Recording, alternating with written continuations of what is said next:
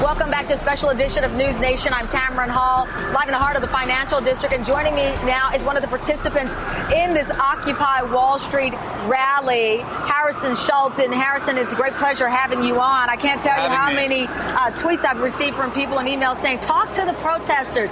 You know, let's hear from the people who are there. You've been making the rounds all week long. How do you process what could happen here in the next couple of hours when the union members start to join the people who've been here? It's going to be another spectacle, just like on the bridge last Saturday, just like the March at Union Square. Something is happening.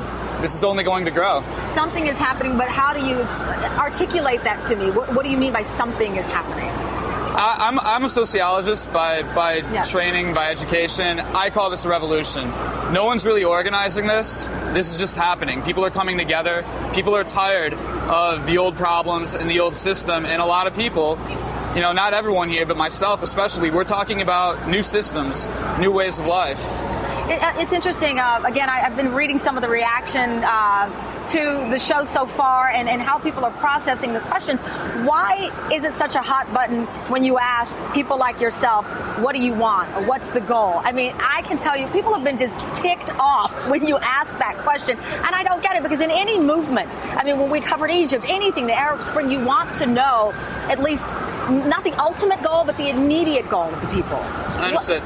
I think the fact that we don't have a goal is what we've been blasted the most for, but I think that's the exact reason why this keeps growing. It allows a lot of space for people to come in and voice their own concerns, their own problems. The fact that we don't have a goal makes people wonder. It makes them curious about this. Then once they come here and they start talking, they find themselves engaged. And it makes them engaged enough to go online and read what some of the bloggers are saying who are actually staying here and charting this course. With that said, I know you were on with my colleague Thomas Roberts earlier in the week, and one of the other criticisms is that the people out here have felt ignored, that the media didn't show up until the unrest and the violence, quite honestly, that was directed at these protesters. But I know you said that the media is obsolete and you don't need... Help me understand what role you want the media to play in this. Part of the problem that I have with the media is that people in the media seem to think that they're driving people to this protest. No. That's not the truth. The suffering is real. I don't know how anyone could even think that, because it started with the community, and it is about the community. The media is not making this protest happen. It's not making this movement happen. This would happen without the media being here. You know, the fact that we've used social media to communicate with people on a very horizontal level, I think if I were in charge of a major media network, that would really worry me. That's something I would be afraid about. That's taking away shares. I think the reason why people stick with these traditional forms of media like MSNBC is mostly out of habit, and it's not out of practice. Because you're available now to the people watching me because you are here. It's not a relationship. It is our responsibility to cover this movement now, especially that it's reached this point. I'm not here to defend the media. I was curious about that. But with this said, will this movement have an impact in the upcoming election? You smile when I ask you that. There's a twinkle in your eye. Why?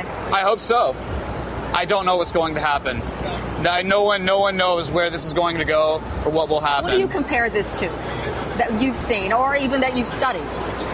There's definitely an opportunity structure for this movement. There's definitely a legitimacy crisis with our politics and our financial leaders and our media going on right now. What do you compare this to? I can't compare it to anything. It's incomparable. This is incomparable, in my opinion. All right. Thank you very much, Harrison. We'll see what happens again 4:30 when the union members make their way here to join in this rally. We greatly appreciate having your voice in the conversation.